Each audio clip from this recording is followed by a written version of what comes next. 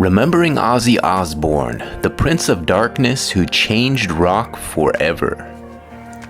Some legends burn fast and disappear. Others evolve, endure, and become immortal. Ozzy Osbourne was the latter, a force of nature who redefined rock and roll not just once, but over and over again. He wasn't just the Prince of Darkness, he was the heartbeat of heavy metal, the madman who screamed into the void and made the whole world listen. And now, with his passing, a chapter has closed, not just in music, but in culture itself. This is the story of a working class kid from Birmingham who built a sound, broke the rules, and became a god among rock stars.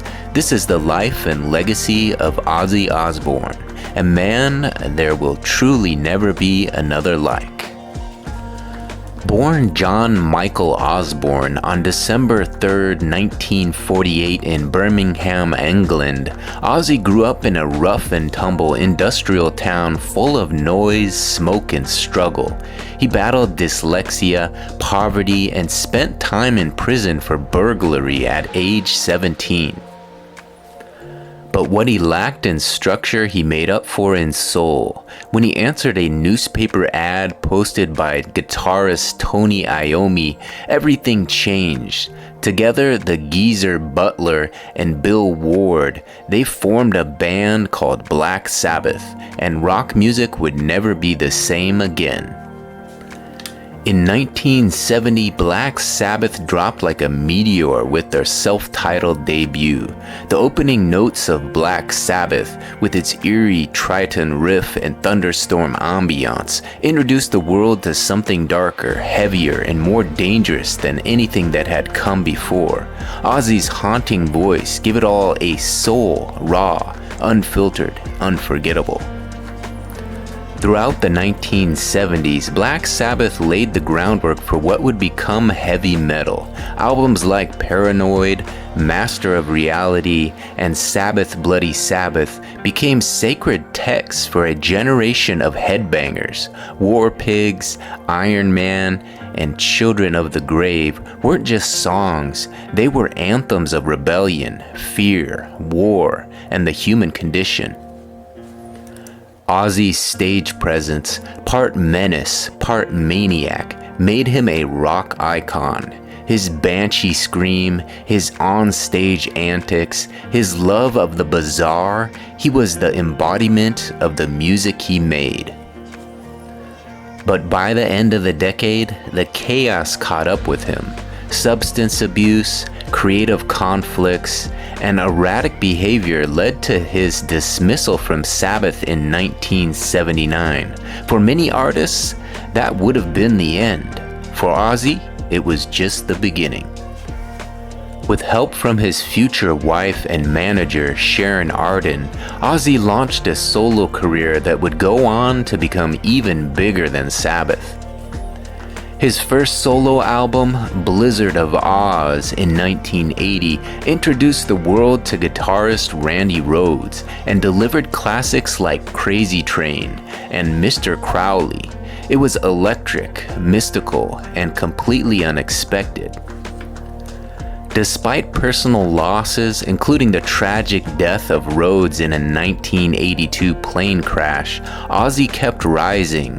Diary of a Madman, Bark at the Moon, and No More Tears turned him into one of the most enduring and unlikely success stories in music history.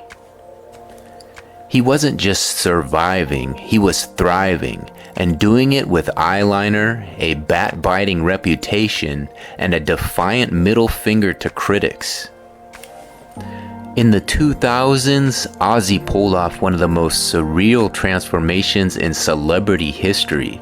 From metal god to TV reality star, the Osbournes premiered on MTV in 2002, revealing a domestic, chaotic, hilarious side of Ozzy no one expected. We saw him fumbling with remote controls, yelling at dogs, and navigating parenthood with Sharon by his side. He became a meme before memes existed, a household name, a misunderstood genius we could finally laugh with. But even through the humor, one thing remained constant: the music. Ozzy kept touring, recording, and collaborating with artists across genres. From Post Malone to Slash, he received a Grammy, he was inducted into the Rock and Roll Hall of Fame, and he still sold out stadiums. Ozzy's final decades were marked by resilience. He battled Parkinson's disease, underwent major surgeries, and suffered multiple accidents. Most would have quietly disappeared. But Ozzy, he kept making music. In 2020, he released Ordinary Man, an emotional and reflective album that saw him confronting mortality with the same honesty he brought to everything else. In 2022, he dropped Patient Number 9, a fiery, defiant record full of guitar solos and soul.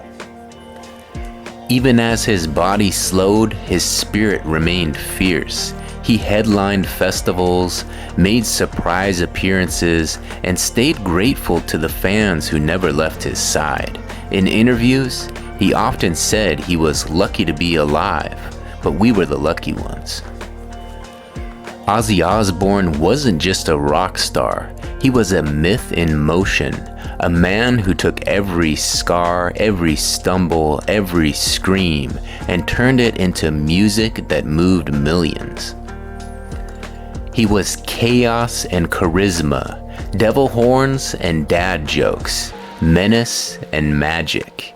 He survived addiction, loss, and the pressures of global fame with an authenticity that is extinct in today's image-obsessed world. His voice became the soundtrack to rebellion. His persona became the symbol of freedom. His life was messy, miraculous, and entirely his own. And now, as we say goodbye, the silence feels deafening. There will never be another Ozzy. Not because others won't try, but because Ozzy wasn't made. He was born. He lived louder, loved deeper, and gave more of himself to his art than any of us ever deserved. So let's honor him not just with tears, but with volume. Play Crazy Train one more time. Wear black eyeliner to work. Hug someone a little longer. Be weird. Be loud. Be unapologetically you, because that's what Ozzy taught us. Thank you, Ozzy Osbourne. Thank you for the madness. Thank you for the music. And thank you for being the light in the darkness.